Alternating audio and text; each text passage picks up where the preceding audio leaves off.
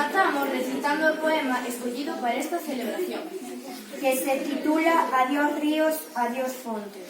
O equipo de Biblioteca e Dinamización da Lingua elaboraron un vídeo coa letra e pictogramas. Gracias a todos pola vosa colaboración. Feliz día de Rosalía.